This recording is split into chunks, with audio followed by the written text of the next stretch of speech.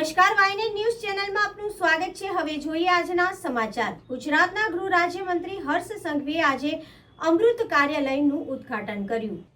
ગુજરાતના ગૃહ રાજ્યમંત્રી હર્ષ સંઘવીએ આજે અમૃત કાર્યાલયનું ઉદ્ઘાટન કર્યું। વડોદરાના ચકલી સર્કલ સ્થિત મેઘધનુષ કોમ્પ્લેક્સમાં વોર્ડ નંબર 11ના વિસ્તારના નગરજનો માટે અમૃત કાર્યાલયનું ઉદ્ઘાટન ગુજરાત સરકારના ગૃહ રાજ્યમંત્રી હર્ષ સંઘવીના હસ્તે કરવામાં આવ્યું।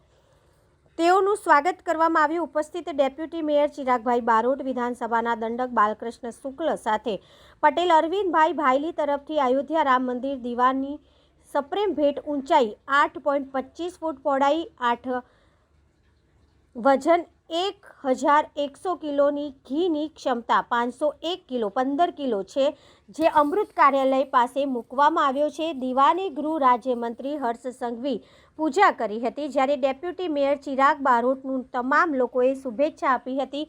ઇસ્કોન મંદિરના ઉપાધ્યક્ષ નિત્યાનંદ રામદાસ પણ ઉપસ્થિત રહ્યા હતા।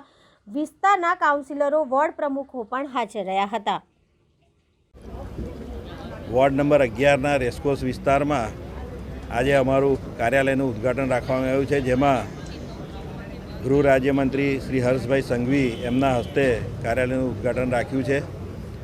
અમારા વિસ્તારના અને તમામ વિસ્તારના નાગરિકોને એમની સમસ્યાઓનું નિરાકરણ ત્વરિત મળે એ હેતુથી કાર્યાલયનું આજે ઉદ્ઘાટન રાખ્યું છે। સાથે સાથે 22મી તારીખે ભગવાન રામનું જે એમના નિજ મંદિરમાં જઈ રહ્યા છે, ત્યારે વડોદરા શહેર તરફથી આજે 108 ફૂટની અગરબત્તી અને અમારા કાર્યાલયથી ભાઈલીના અમારા કાર્યકર્તા શ્રી અરવિંદભાઈ દ્વારા બનાવવામાં આવેલ દીપ જે 1100 કિલોનો છે, એનું પણ આજે અહીંયા વિધિસર પૂજન છે અને ત્યારબાદ એને પણ અયોધ્યા મોકલવાનો છે।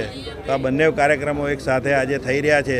તો આજના પાવન દિવસે વડોદરાવાસીઓને ખૂબ ખૂબ અભિનંદન આપું છું અને 22મી તારીખે સૌ પોતાના ઘરે દીપોત્સવ કરી અને ભગવાન રામને આવકારે એવી હું અપીલ કરું છું।